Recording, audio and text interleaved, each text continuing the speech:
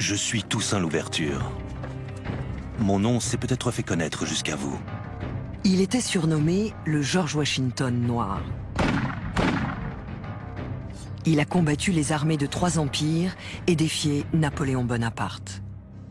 La perspective d'une république noire est aussi inquiétante pour les Espagnols, les Anglais et les Américains. C'était le champion de la liberté et de l'égalité pour tous.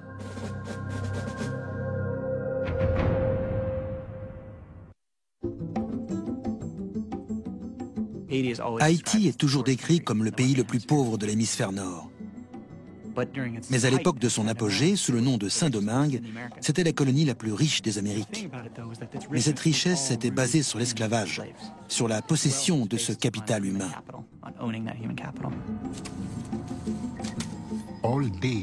Toute la journée, du lever au coucher du soleil, les hommes étaient courbés, à couper la canne à sucre à la machette.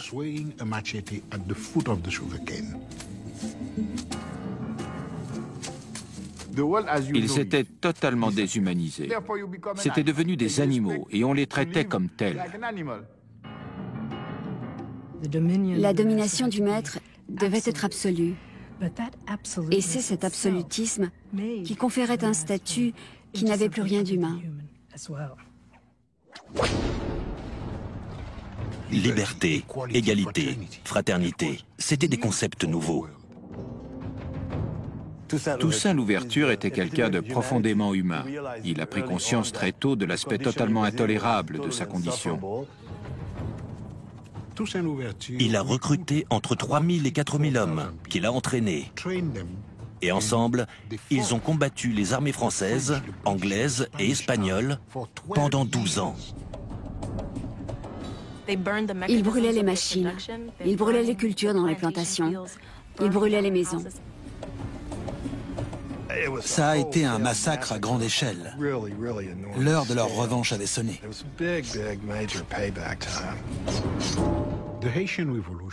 La révolution haïtienne est sans doute la révolution la plus radicale qui ait jamais existé. C'est le seul endroit au monde où des esclaves aient réussi à créer une nation. Mais personne ne veut en parler.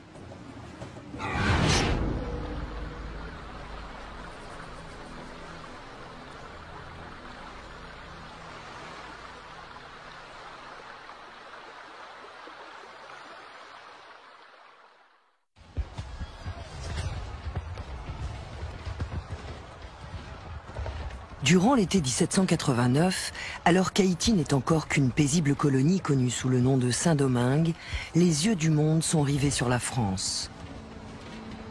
À Paris, des émeutiers se rebellent contre le pouvoir royal et leurs conditions de vie misérables. Au cri de liberté, égalité, fraternité, ils déclenchent une révolution qui marquera à jamais l'histoire de France.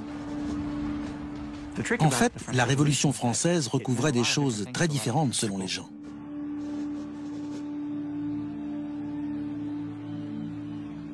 Dans les rues de Paris, la Révolution signifie la fin des privilèges accordés aux riches.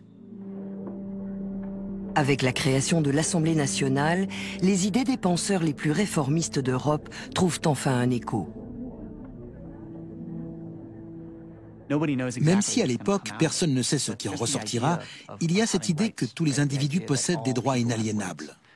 Les philosophes en parlaient déjà depuis un certain temps, mais cette idée va s'inscrire noir sur blanc dans la Déclaration des droits de l'homme et du citoyen. L'idée était dangereuse parce que la société de l'époque était basée sur les inégalités. C'est grâce à ça qu'elle fonctionnait. Elle n'était pas censée profiter à tous, mais seulement à une minorité. Si l'idée est dangereuse en France, elle l'est encore plus dans ces colonies esclavagistes que sont la Guadeloupe, la Martinique et Saint-Domingue. Cette dernière, surnommée la perle des Antilles, est constituée de la partie occidentale de l'île d'Hispaniola, partie aujourd'hui connue sous le nom d'Haïti.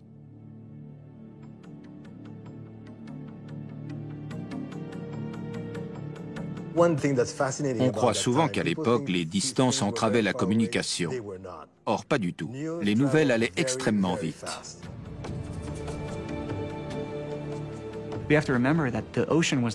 Il faut savoir que l'Atlantique était une véritable autoroute au XVIIIe siècle.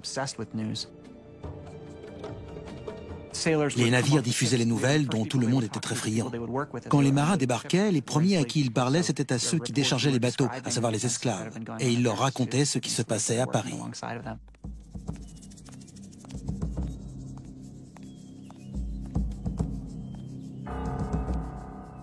Mais rares sont les esclaves qui osent croire à ces idées démocratiques venues de France.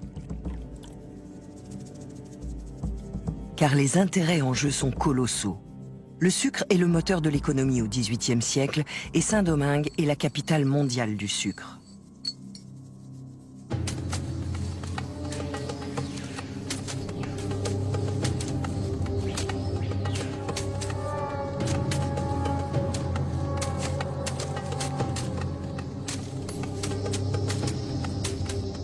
En France, les réformistes préfèrent eux aussi fermer les yeux sur les souffrances engendrées par le système esclavagiste.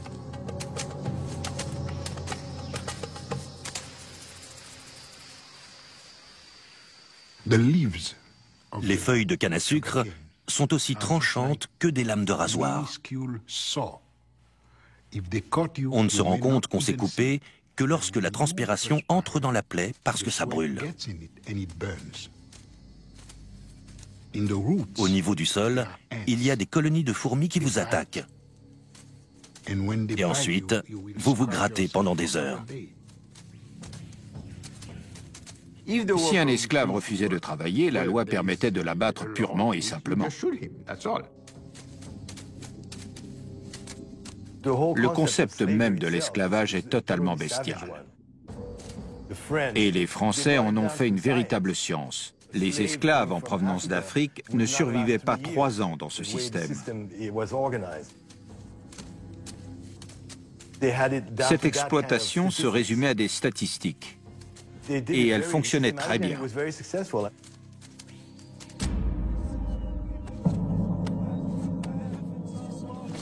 À Saint-Domingue, l'esclavage s'accompagne d'une véritable politique de la terreur. Pour le propriétaire d'esclaves Stanislas Saint-Foix, il s'agit simplement d'une gestion rationnelle de son cheptel humain. Les punitions lentes marquent plus les esprits que celles qui sont rapides ou violentes. Plutôt que 50 coups de fouet administrés en 5 minutes, mieux vaut 25 coups de fouet administrés en un quart d'heure. Ceci est plus susceptible de faire forte impression.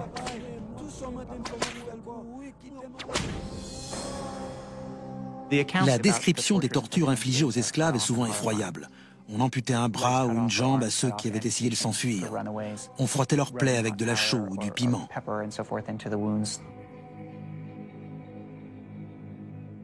On les suspendait jusqu'à ce que mort s'en suive.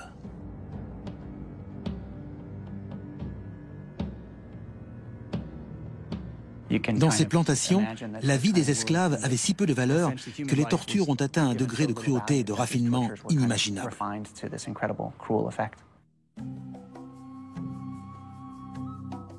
Malgré ce système répressif, certains Noirs parviennent à échapper à l'esclavage. Beaucoup sont nés libres parce qu'ils sont les enfants illégitimes d'un propriétaire blanc. Les autres ont gagné leur liberté grâce à leur intelligence ou à leur talent. C'est le cas de Toussaint Louverture. Né dans l'esclavage, j'avais reçu de la nature l'âme d'un homme libre. Toussaint Louverture était quelqu'un de très déterminé. Il était aussi très ambitieux. Pour moi, c'était un génie. C'est l'un des personnages historiques les plus remarquables qui soient. Il est né et il a grandi dans une plantation de Saint-Domingue. Le propriétaire de cette plantation est un homme tolérant et ouvert pour l'époque. Enfant, Toussaint a ainsi pu apprendre à lire et à écrire. Il a fini par occuper un rôle privilégié dans la plantation en tant que cocher. Donc il était à la fois en relation avec les contremaîtres et les propriétaires. Quand il obtient sa liberté dans les années 1770, il se met alors à briguer d'autres fonctions. Et c'est là la clé pour comprendre ce personnage. Il voyait des opportunités que les autres ne voyaient pas.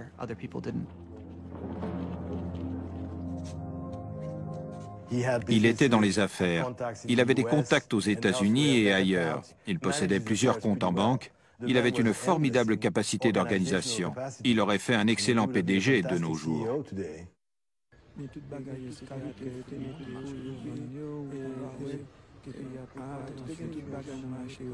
On ignore quelle a été la réaction de Toussaint Louverture à l'annonce de la Révolution française. Mais chez les colons blancs de Saint-Domingue et parmi la population métisse libre, c'est la stupéfaction. En 1789, il y avait à Saint-Domingue environ 40 000 blancs et 30 000 métis, descendants de ces blancs qui possédaient eux-mêmes des terres, des esclaves et qui étaient des hommes d'affaires accomplis. Donc la plupart avaient des relations étroites avec la classe dirigeante. Il faut savoir qu'en matière de race, il n'y avait pas que des blancs et des noirs. Il y avait toute une multitude de mélanges et de dégradés de marron. Un historien est même allé jusqu'à créer 110 catégories de métissage, allant du noir total au blanc total. Chaque mélange avait un nom, mulâtre, carteron, octavon. Chaque nom prenait en compte la quantité de sang noir de la personne.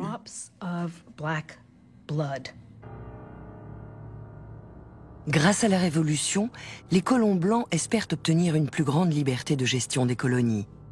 La population métisse espère, elle, des changements plus radicaux. Car si elle est née libre, elle n'est pas égale à la population blanche pour autant. Les métis devaient faire preuve de respect face aux blancs. Ils devaient se lever en leur présence, les appeler monsieur, madame ou par leur titre.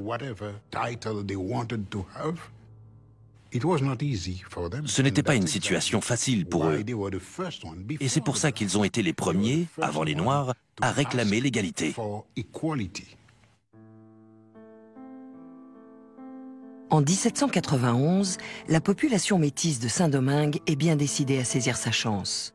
Elle envoie une pétition au nouveau gouvernement français en demandant à jouir des mêmes droits de citoyens que les Blancs. C'est un message très fort qu'ils envoient à une société explicitement basée sur les inégalités. C'est une demande explosive. Cette pétition déclenche la fureur de la population blanche de Saint-Domingue. Les petits colons entament alors une vaste campagne d'intimidation. Ils menacent, passent à tabac et assassinent bon nombre de métis dans la capitale, Cap-Français.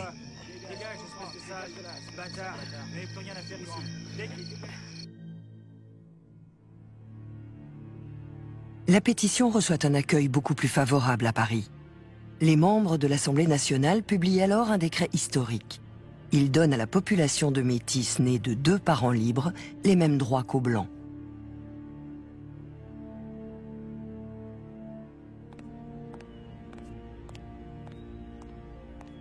En dépit de la portée limitée de cette réforme, le gouverneur de Saint-Domingue refuse de l'appliquer. Les colons blancs se sentent profondément trahis. En réaction, certains se mettent alors à nourrir des idées de rébellion, à l'image de Madame de Rouvray, l'épouse d'un planteur de la région. L'Assemblée nationale est déterminée à détruire nos vies en tant que maîtres, si bien qu'une sécession avec la France pourrait s'avérer nécessaire. Les propriétaires américains d'esclaves vont, je l'espère, se regrouper afin d'arrêter cette contagion libertaire.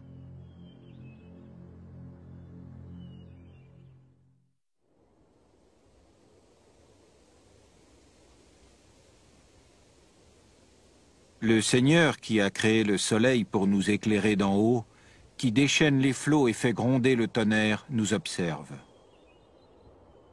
Boukman Duty, esclave et prêtre vaudou. Abandonnez l'image du Dieu des Blancs qui a soif de nos larmes et écoutez la voix de la liberté qui parle dans le cœur de chacun d'entre nous. En août 1791, tandis que les Blancs et les Métis de Saint-Domingue s'apprêtent à engager le bras de fer, Boukman Dutty lance un appel aux Noirs des plantations. Ces derniers, qui ont été faits prisonniers dans différentes parties d'Afrique, partagent un culte commun, le vaudou. Le vaudou, c'est l'esprit de nos ancêtres, c'est une religion. C'est le mode de vie de l'Haïtien. C'est plus qu'une religion, c'est notre façon de vivre, c'est notre force de... Le vaudou est libérateur, le vaudou est dignité, le vaudou est sagesse, et le vaudou, c'est notre tradition. Boukman leur donne rendez-vous dans un lieu baptisé Bois Caïman pour mettre au point une stratégie.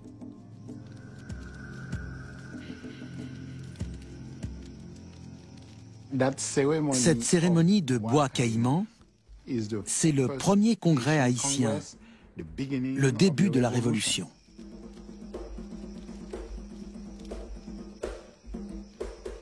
C'est dans cette réunion où l'Africain décide de n'être plus esclave, d'être libre, déjà là dans la tête, de casser cette chaîne dans la tête, de dire voilà, à partir de cette cérémonie, on prend, l'Africain a pris son destin en main.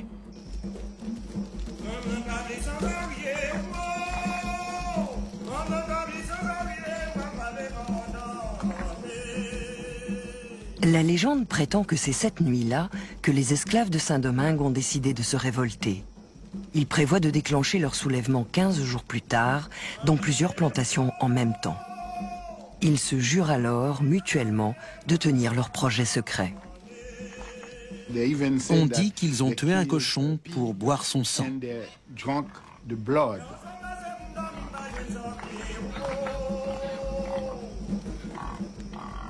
C'est ce qu'on appelle la communion. Chacun s'engage à garder pour lui ce qu'il a dit et entendu.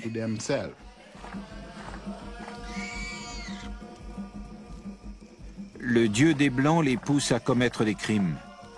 Notre Dieu réclame vengeance. Il dirigera notre main, il nous aidera.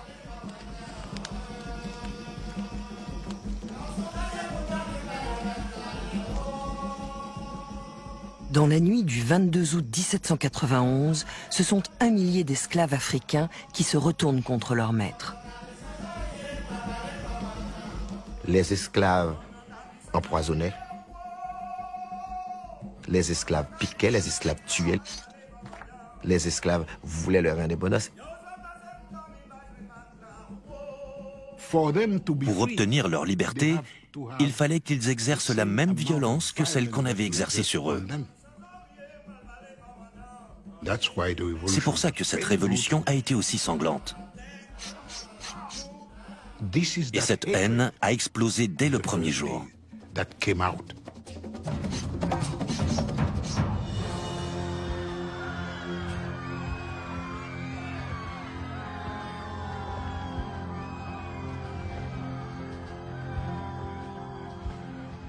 Le nombre de rebelles passe alors de 1000 à 20 000. Les esclaves libérés brûlent les champs de canne et les raffineries de sucre afin de détruire le système qui les a asservis.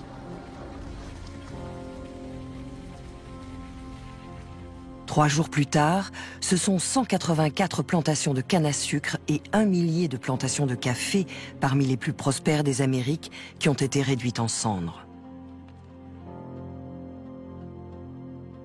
Blancs et métis se réfugient alors dans la capitale pour y être en sécurité.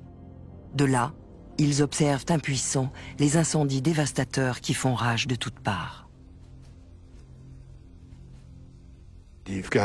C'était un gigantesque brasier. On prétendait que ceux qui étaient à bord des navires amarrés dans le port pouvaient lire leur courrier à la lumière de ces incendies qui se trouvaient à 15, 20, 30 kilomètres de distance.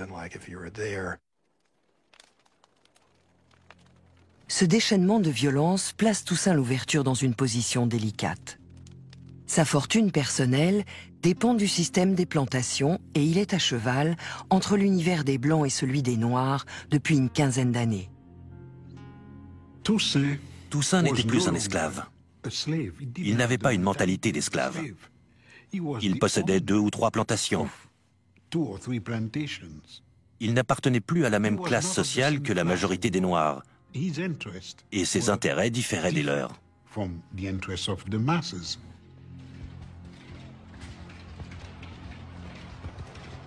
Sa première réaction à cette explosion de violence n'est cependant motivée ni par l'argent ni par la couleur de peau. Elle est personnelle. Il retourne dans la plantation où il est né afin de protéger ses anciens maîtres. Il est vrai que dès les premiers jours de l'insurrection, Toussaint Louverture est retourné dans cette plantation pour y maintenir l'ordre. La question, c'est pourquoi? Pourquoi a-t-il fait ça? Je crois que c'est parce qu'il était reconnaissant à ses anciens propriétaires de tout ce qu'ils lui avaient donné lorsqu'il était esclave.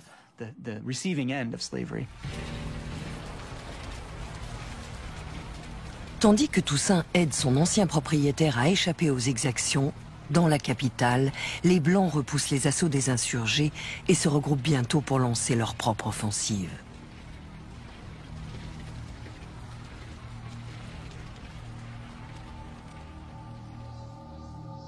Les tueries se poursuivent jour après jour, semaine après semaine.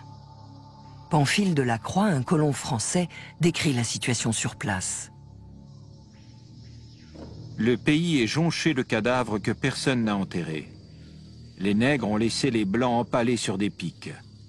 Quant aux soldats blancs, ils ne font pas de prisonniers et laissent les nègres morts sur place.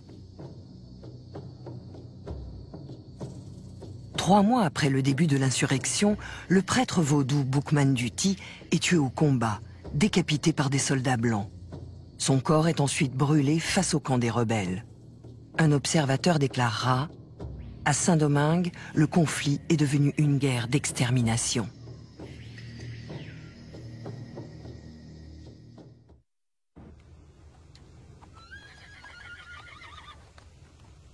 À l'automne 1791, Toussaint Louverture est obligé de choisir son camp.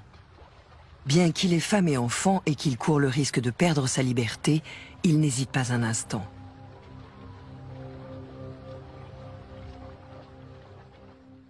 Il a tout abandonné pour rejoindre les rebelles dans la montagne.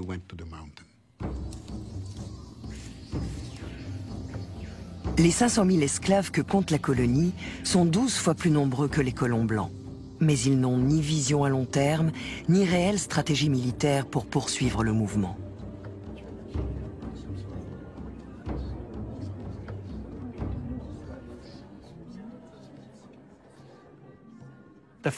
La plupart d'entre eux n'avaient aucune notion de ce qu'était la liberté.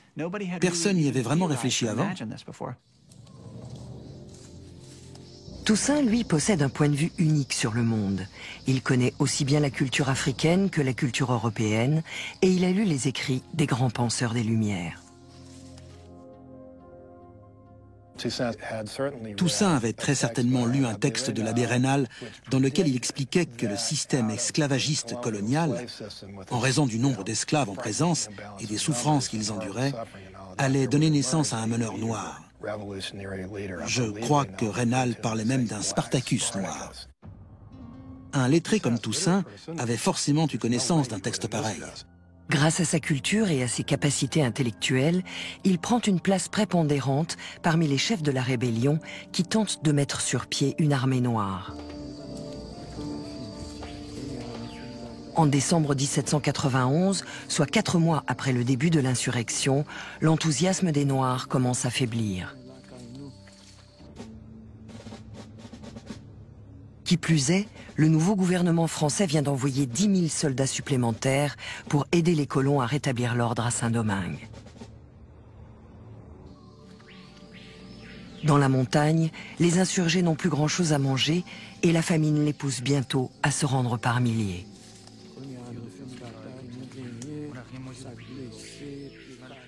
Toussaint Louverture n'était pas un adepte de la violence. Il était capable d'user de la force si la situation l'exigeait, mais il préférait de loin la négociation, la diplomatie, la ruse. Cependant, ça ne lui posait aucun problème d'avoir recours à la violence en dernier ressort. Les rebelles lui demandent alors de rédiger une proposition d'accord. En échange de la libération de 200 meneurs noirs et de meilleures conditions de travail, le texte prévoit le retour de la plupart des insurgés dans les plantations. La dure réalité du XVIIIe siècle a eu raison d'une partie de leurs exigences. Rétrospectivement, il est facile de regarder ce texte et de dire qu'il vend ceux qui se sont rebellés. C'est aussi une tentative pour faire changer les choses. En fait, il était difficile pour les gens de l'époque de concevoir la disparition totale de l'esclavage.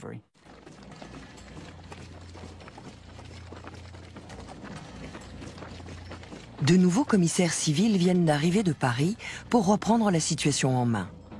Plus réformistes que les planteurs, ils pressent ces derniers d'accepter l'offre des rebelles.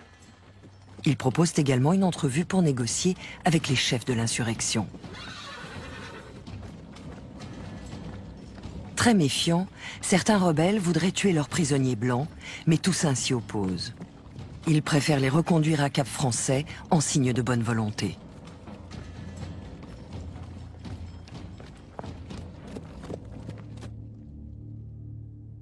Toussaint est envoyé pour négocier un accord avec les planteurs. Il ne s'agit pas seulement d'obtenir la libération de plusieurs meneurs noirs, mais également d'imposer certains changements dans les plantations. Des petits changements auxquels la plupart des insurgés tiennent. Est-ce que ce petit groupe de chefs rebelles aurait pu dire aux insurgés « Maintenant, reprenez le travail, remettez vos chaînes » ? Je ne sais pas. Quoi qu'il en soit, les Blancs ne leur ont pas donné l'occasion de le faire. Les Blancs ont dit non à cet accord, parce qu'à ce moment-là, ils voulaient se venger. Ils s'estimaient victimes de la situation, oubliant totalement ce qu'ils avaient fait depuis 3 siècles. Donc ils devaient prendre leur revanche. Ils n'étaient prêts ni à oublier, ni à pardonner. D'où leur refus. Certes, Toussaint avait pris les armes contre eux, mais il avait aussi fait beaucoup de concessions, notamment au sein de son propre camp. Il s'était battu pour que les prisonniers soient bien traités et pour préparer leur échange. Donc, le refus des planteurs a eu pour effet de durcir sa position. Cela met immédiatement fin aux négociations. Sans le savoir, les colons viennent de gâcher l'unique occasion qu'ils auront de régler pacifiquement ce conflit.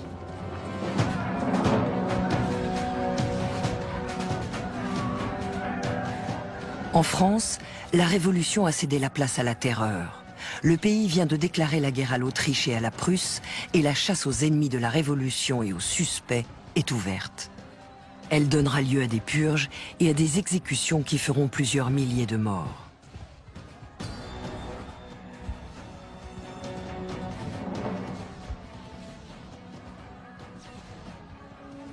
Puis, le 21 janvier 1793, le roi Louis XVI est guillotiné. En France, les événements s'emballent, ce que personne n'avait vraiment prévu. Il y a des soulèvements partout. C'est une véritable révolution, dans la mesure où toute la hiérarchie sociale est bouleversée. Et les ondes de choc parviennent jusque sur les côtes de Saint-Domingue.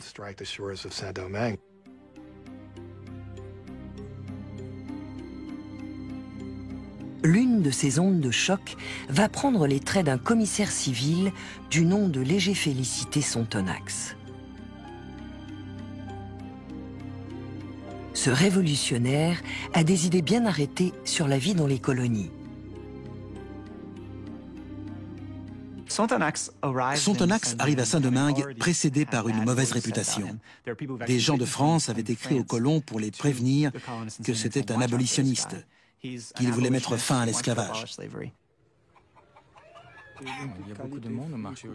Malgré les tensions, la population métisse de la colonie a réussi à conserver sa fragile entente avec les Blancs.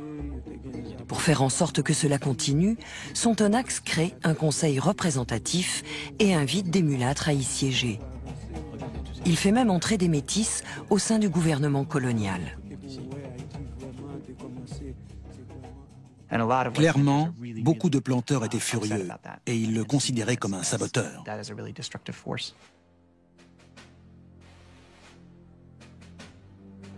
Et ce n'est pas la seule source d'inquiétude des colons. Moins de 2 ans après avoir rejoint les insurgés noirs, Toussaint Louverture est désormais à la tête d'une armée de rebelles. Je suis Toussaint Louverture. mon nom s'est peut-être fait connaître jusqu'à vous. En 1793, il adresse une lettre ouverte à tous les habitants de la colonie qui n'ont aucune représentation électorale. J'ai entrepris la vengeance de ma race. Je veux que la liberté et l'égalité règnent à Saint-Domingue. Je travaille à les faire exister. Unissez-vous, frères, et combattez avec moi pour la même cause. Dans cette lettre, il annonce deux choses. D'abord, sa participation à ce projet d'émancipation, et ensuite, sa position de chef du mouvement, très respecté par ses partisans. Cette proclamation est une façon de dire « Vous voulez la liberté? Je suis là pour vous la donner. Donc, ralliez-vous à moi. »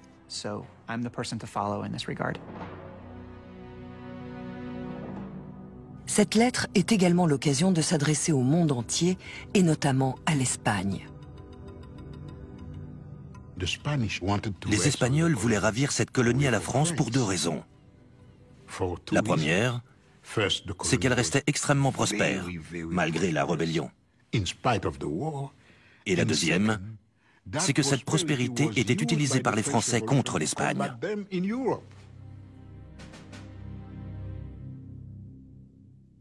L'Espagne occupe la colonie voisine de Saint-Domingue, qui comprend toute la partie est de l'île d'Hispaniola. En juin 1793, Toussaint conclut un accord avec les Espagnols. Leurs garnisons, situées à la frontière, vont fournir armes et munitions à son armée d'esclaves, ce qui lui permettra de prendre le contrôle de 3 villes en 8 mois.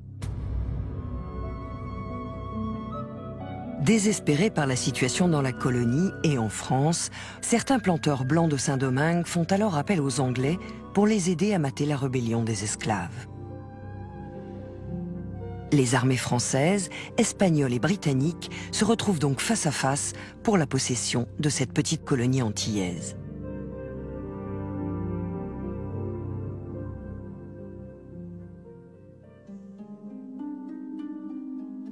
Au début de l'année 1794, des événements intervenus à Paris provoquent une nouvelle explosion de violence dans la colonie. Une délégation multiraciale venue de Saint-Domingue est reçue à l'Assemblée nationale. Envoyée par le commissaire Sontonax, elle est porteuse d'un message fort. Ce dernier plaide en effet pour l'émancipation des esclaves de Saint-Domingue ayant combattu les troupes espagnoles et britanniques. Et la délégation a des arguments de poids à faire valoir. Les émissaires soulignent que ces idées et ces principes sont ceux de la Révolution française et que c'est pour cela qu'ils souhaitent les mettre en application sur leur île. Ils expliquent pourquoi ils sont attachés à ces idées et à ces principes et en quoi ils les incarnent mieux que quiconque. Ça a provoqué une prise de conscience chez les représentants de l'Assemblée d'entendre qu'aux Antilles, les propriétaires blancs avaient abandonné la France pour l'Angleterre et qu'ils étaient contre la République. Et que les vrais républicains de Saint-Domingue, c'étaient les esclaves qui réclamaient leur liberté. La Convention proclame alors l'abolition de l'esclavage à Saint-Domingue. Et elle ne s'arrêtera pas là. Elle abolira également l'esclavage dans toutes les colonies françaises. À Paris, la nouvelle est accueillie par des scènes de liesse. Une vieille femme, ancienne esclave émancipée, qui avait suivi les débats de près, éclate en sanglots et est portée en triomphe pour célébrer ce moment historique. Il y a des discours et des festivités dans toute la France. C'est vraiment ressenti comme le triomphe de la Révolution française et de ses idéaux, sur cette forme d'aliénation suprême qu'était l'esclavage aux Antilles.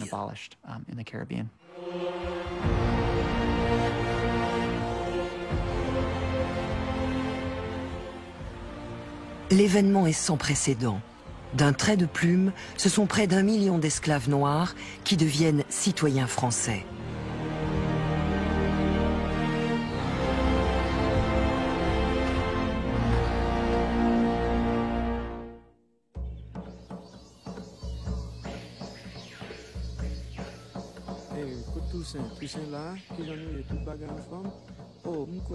La nouvelle de l'abolition de l'esclavage ne tarde pas à se répandre à Saint-Domingue.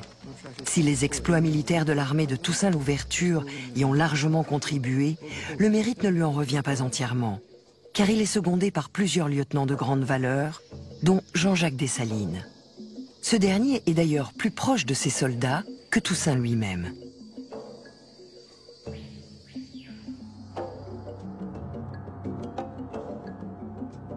Dessalines avait été souvent fouetté lorsqu'il était esclave, et il en gardait dans le dos des cicatrices impressionnantes qu'il aimait exhiber à l'occasion. Il était colérique et violent, mais aussi très intelligent. Pour Dessalines et Toussaint, l'émancipation change tout. Les deux hommes revoient alors leur position face à cette nouvelle donne. Toussaint savait que l'Espagne avait un roi, que l'Angleterre avait un roi, et que seuls les Français parlaient de liberté, d'égalité et de fraternité, et du fait que tous les hommes étaient égaux en droit. Donc bien que la révolte ait débuté contre les Français, il se dit qu'ils sont désormais les meilleurs alliés possibles. Et c'est pour ça qu'il a rejoint le camp français.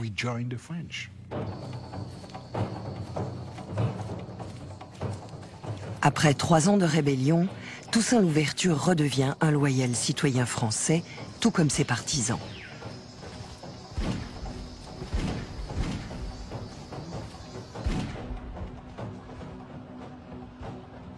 Toussaint, Dessalines et leur armée d'anciens esclaves entreprennent alors de chasser les Espagnols de Saint-Domingue. Puis, c'est au tour des Anglais. La nouvelle de la victoire des soldats de Toussaint contre ces armées blanches fait bientôt le tour de l'Europe. Ça ne leur plaisait pas du tout qu'un général noir mette en déroute les armées blanches. Ils n'aimaient pas ça du tout. Partout, les propriétaires d'esclaves sont inquiets. Aux États-Unis et à Cuba, on ne voulait pas laisser entrer les Français blancs, de peur qu'ils répandent la nouvelle. Si on leur avait demandé pourquoi ils quittaient Saint-Domingue, ils auraient dit que c'était à cause de l'émancipation des Noirs. Nous avons affronté le danger afin de gagner notre liberté. Et nous sommes prêts à braver la mort afin de la conserver.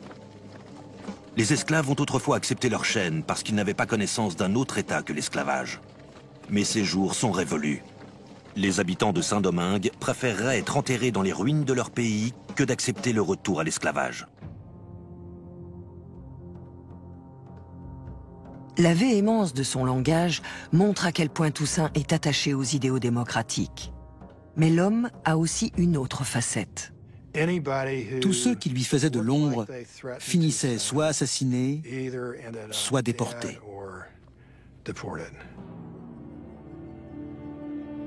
Après avoir été élevé au grade de général, Toussaint est nommé gouverneur de Saint-Domingue. Aucun noir n'avait jamais accédé à de si hautes fonctions dans les colonies. Cependant, il a un rival. Le commissaire civil Léger Félicité Sontonax. Sontonax était extrêmement populaire, parce que c'était lui qui avait fait abolir l'esclavage. Il était très apprécié, et les Noirs le surnommaient Papa Sontonax, ce qui ne plaisait pas beaucoup à Toussaint. Toussaint a été très ami avec Sontonax tant que celui-ci lui a été utile. Dès qu'il ne lui a plus été d'aucune utilité, il l'a écarté. C'est aussi simple que ça. En 1797, Toussaint n'a plus besoin de Sontonax. Grâce à d'habiles manœuvres politiques, il isole ce dernier et le force à quitter l'île en août 1797. Une fois de plus, il a réussi à avoir le dernier mot.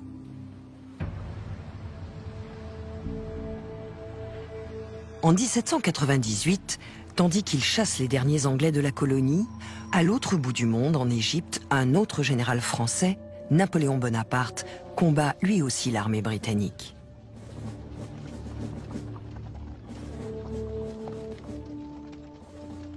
Toussaint et Napoléon ont beaucoup de points communs. Tous les deux sont un peu en marge de la société française et ils ont tous les deux réussi grâce à leur génie militaire. C'est ce qui leur a permis de devenir de grands hommes politiques. Mais les victoires de Napoléon vont bientôt menacer Toussaint.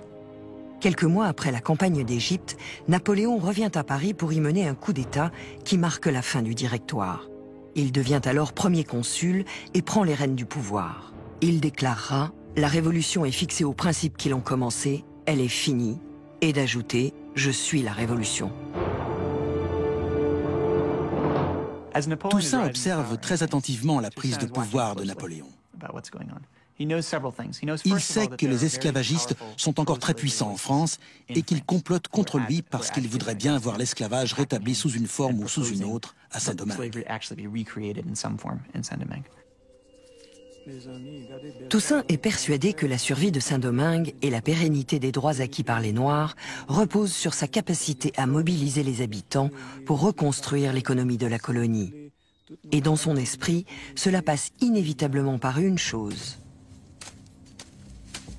le retour de ses partisans dans les champs de canne à sucre.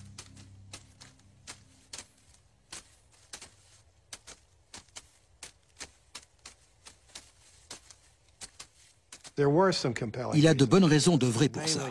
En fait, à ce moment-là, il est pieds et poings liés. Pour maintenir la paix sociale, il doit rétablir la productivité des plantations, ce qui veut dire remettre sur pied le commerce du sucre. Mais les Noirs n'avaient pas envie de retourner couper la canne. Donc il a dû les forcer à reprendre le travail. Et ils ont fini par se dire que ce n'était pas très différent de l'esclavage. Il était dur, peut-être même un peu trop dur avec les Noirs en certaines circonstances. Mais il était obligé d'agir comme ça. Quand on est un chef, il faut savoir à quel moment se mettre en retrait et à quel moment dire « bon, maintenant, il faut reprendre le travail. Si vous ne le faites pas, vous en subirez les conséquences ».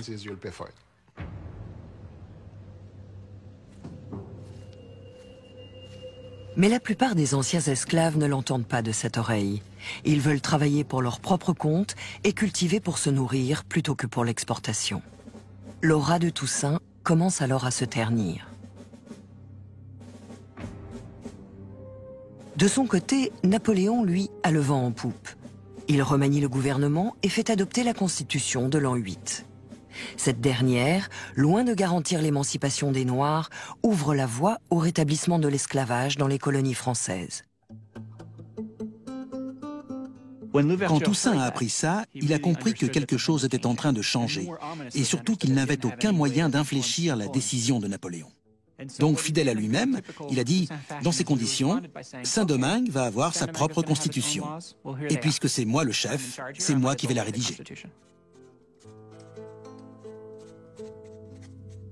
Sa constitution autonomiste de 1801 stipule la disparition une fois pour toutes de l'esclavage à Saint-Domingue.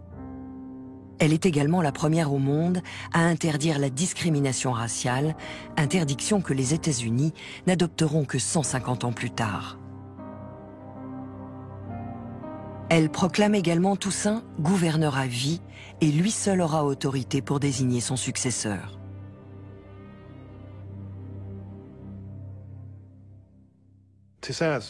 Pour moi, Toussaint Louverture est un héros. Mais cette décision n'était pas une bonne idée, parce qu'elle a instauré une dictature militaire permanente qui continue à poser problème en Haïti 2 siècles plus tard. Il aurait pu faire ce qu'il voulait sans ça. Ce qui est sûr, c'est que ça a fait enrager Napoléon. Bonaparte ne veut plus entendre parler de révolution, pas plus que le président américain Thomas Jefferson.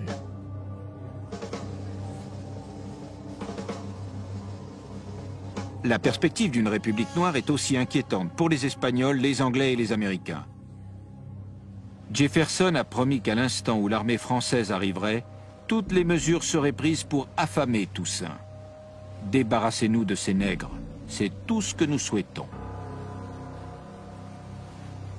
Toussaint tente alors de prouver à Napoléon le bien fondé de ses ambitions.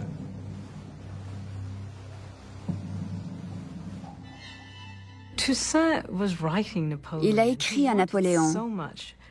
Il voulait qu'on reconnaisse qu'il avait tout fait pour garder Saint-Domingue dans le giron français. Mais ses efforts seront vains.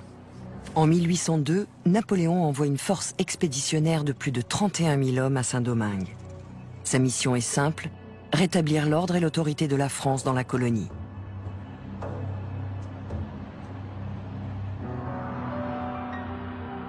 Ma décision de détruire l'autorité des Noirs à Saint-Domingue n'est pas tant pour des considérations de commerce et d'argent, mais plutôt à cause de la nécessité de bloquer à jamais la marche des Noirs dans le monde. Toussaint combat l'armée française durant 3 mois.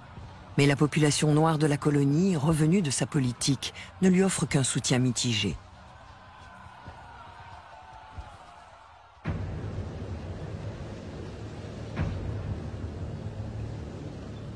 Le 6 mai 1802, Toussaint Louverture se rend. Il est autorisé à conserver son grade et est assigné à résidence. 1 mois plus tard, il est convoqué par le général en chef de l'expédition de Saint-Domingue, le général Leclerc. Si je voulais compter tous les services que j'ai rendus dans tous les genres de gouvernement, il me faudrait plusieurs volumes. Encore n'en finirais-je. Arrêtez-le. Il est alors arrêté et accusé de conspiration.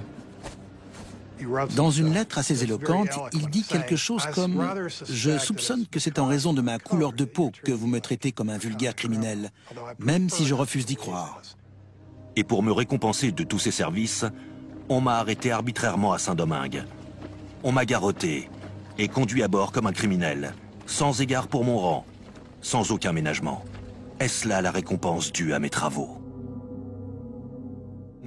Normalement, un officier mutin était traduit devant un tribunal militaire.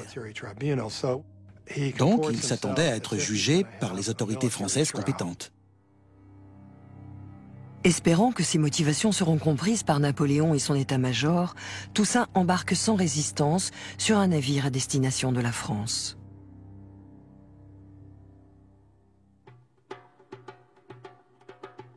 Après son départ, le calme continue à régner dans la colonie. Jean-Jacques Dessalines et les autres officiers noirs poursuivent leur coopération avec le général Leclerc. Puis, de la Guadeloupe toute proche, arrive une nouvelle qui fait l'effet d'une bombe. Napoléon a réinstauré l'esclavage. Leclerc pensait qu'il avait mis Dessalines dans sa poche, qu'il le tenait sous sa coupe. Mais il se trompait lourdement. Saint-Domingue connaît alors une nouvelle explosion de violence qui pousse Dessalines à se désolidariser des Français.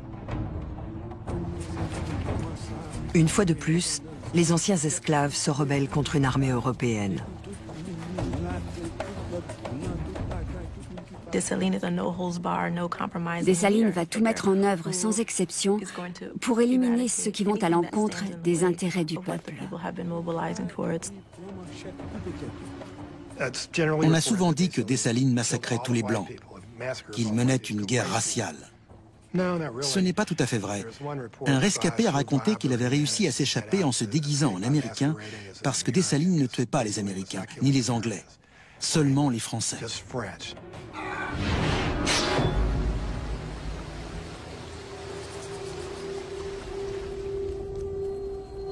Un autre rescapé blanc, Pierre Chazotte, fait une description de la colonie à feu et à sang. Pas moins de 10 lieues carrées de terre brûlaient comme des volcans. La rapidité de l'incendie était telle qu'on aurait pu croire que de larges et épaisses traînées de poudre avaient été répandues au sol.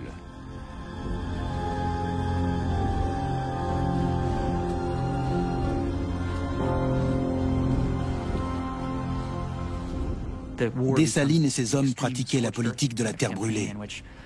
Ils incendiaient les villes pour que les Français ne trouvent rien et soient obligés de partir. Et cette tactique de la terre brûlée finit par porter ses fruits. En 1803, l'armée française vaincue quitte Saint-Domingue. 15 000 soldats français ont trouvé la mort sur place. La colonie devient alors la première république noire de l'histoire.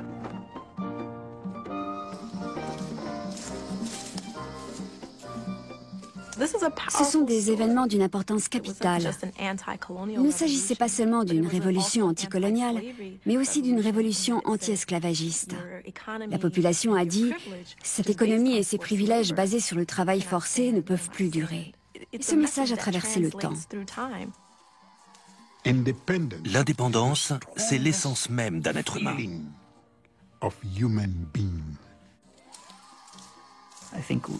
Nous avons tous hérité de quelque chose de cette révolution, parce que c'était la première fois qu'on faisait valoir l'égalité des droits pour tous. Ce sont des faits historiques que tout le monde devrait connaître, parce que ça montre ce que l'espèce humaine, et pas seulement les Noirs, est capable de faire. Toussaint Louverture ne vivra pas assez longtemps pour voir l'indépendance de son pays, à laquelle il avait tant œuvré. Emprisonné au fort de Joux, dans le Jura, il mourra d'une pneumonie dans sa cellule le 7 avril 1803. Avant de partir pour la France, il écrira « En me renversant, vous avez seulement abattu le tronc de l'arbre de la liberté des Noirs.